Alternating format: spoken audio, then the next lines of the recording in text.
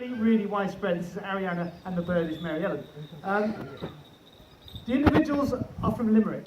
They're Irish. They're more Irish than all of us practically out here. These guys have Irish passports, okay? So that's important. We're not taking birds from the wild. You know, these guys were bred in someone's back garden in Ireland. But they're no different. This is really important. We've not changed them. We've not domesticated them like we've done with cats and dogs and, you know, and animals that taste nice and produce milk, and lots of milk. They're raw. They're like wild Harris hawks you'd see in Arizona. The difference being they've learned that I'm trustworthy. They know that you guys are. And if they have a little bit of an appetite, just watch your head there. They're willing to work. They don't do this for fun. They don't come out here and want to get hot and bothered and wind beat and get tired. They do it for their rewards. But we know they're hungry because we just weigh them. We have to manage that. We weigh the birds every day because if they're too hungry, they just won't fly. Sorry, if they're too hungry, they'll squabble. If they're not hungry, they won't do anything. And they're spot on, and that means I can show you how they hunt, sort of what they're about. It's so windy out here.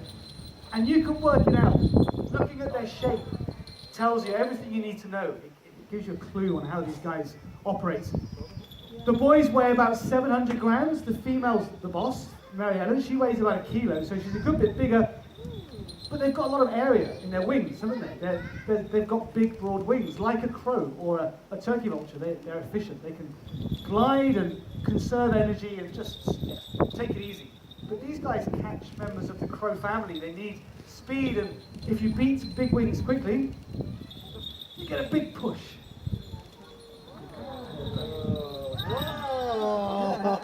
You have Cooper's hawks, sharp-tailed hawks in North America. We have, of course, Harris hawks. We have sparrow hawks and goshawks here. They're ambush predators. Not fast on the scale of a falcon. We're going to fly a falcon in a minute. She might go up. Even if she gets to 100 feet, she'll come back probably about 90 miles an hour. If she gets higher, she'll probably be over 100 miles an hour in a dive. But then she can't do this. You know, she can't go from a standing start straight up. So they're like leopards or cheetahs. And look at the size of the tail. That's a rudder, isn't it? It's got a couple of other things going on. But predominantly, flying, of course, is a rudder. So they're very agile. They're phenomenally agile. He thinks the food, this guy at the back, is going to go up. I'm going to throw it that way at the last second and watch. Sorry, Boo. Watch how quickly he's able to correct and get it. Amazing. Not crash. So they're super nimble. Also, they'll commit. These guys are going to grab their dinner as it's hiding. They're happy to go into cover. This makes them adaptable.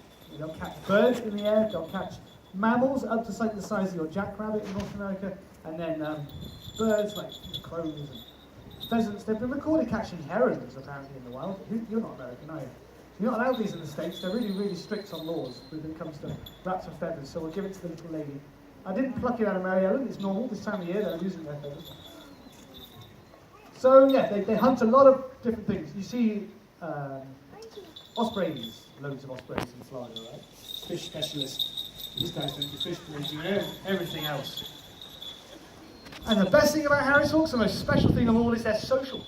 They're the only species that have adapted to hunting and living together. We get vultures feeding together in North America, and of course in Africa and Asia and Europe. Some birds of prey migrate in massive groups, thousands together. Just temporary association. But these have adapted to live and hunt as a family. They're like wolves. They're known as wolves of the sky. Up to 12 members. Oh, the wind was against them. Wait, that's bad practice, Calvin. She's bigger than you. There you go. You can see who's alpha, can't you, in the social structure of the Harris hawk world. Mary Ellen's twice their size. So yeah, up to 12 members of the same family have been recorded, hunting and living together. And that's phenomenal, isn't it? Nothing else does that. And they live in the desert. You know yourselves how tough it can be out there in Central America and the southern states, so it pays to work as a team. And because of that, they'll do something very special. These guys will fly to volunteers. So,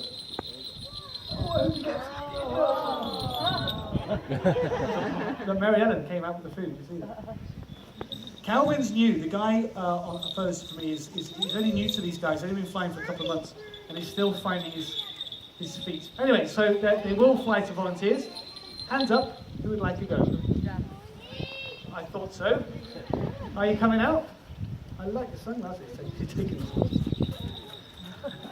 Right, Jude. So we're going to get your left hand all the way in the glove. Okay. Now the hawks aren't hand reared. You know, you can hand rear a duck, and it'll follow you, won't it, thinking you're its parent. That's not how these guys are. Neither are they, remember, domesticated. They're just chilled. They're just relaxed and are happy to come out and get a little reward for meeting you. And that is it. There's no loyalty. There's no love. If they go and want to go and catch their food, they will. And that happens. That's why they're wearing bells. Well done, mister. You can let someone else have a go now. How brave are you? No stroking, no touching. Well done, give him a clap. Here we go. The display's unfolding already. All right, don't worry. Left hand in there. As your big brother had to go, was it? So being social, they'll have tactics for hunting together, like a wolf pack. They'll work an area, separated by maybe a mile, the pack. Communicating visually, these guys use their tail as a flag. The first thing they do when they land is they give it, well done, you can go and take a seat, mister. They give it a little shake. It's like it's a flag, effectively. Hands up. Up. What kids first? Yeah, come on. I get accused of being ageist, but you guys understand, right? So, the white bar, other hand, at the end of their tail, left hand. That's the right one.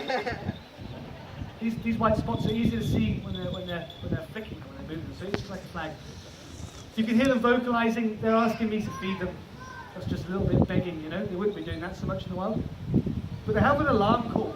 Their biggest competitor, their biggest threat, are coyotes, and they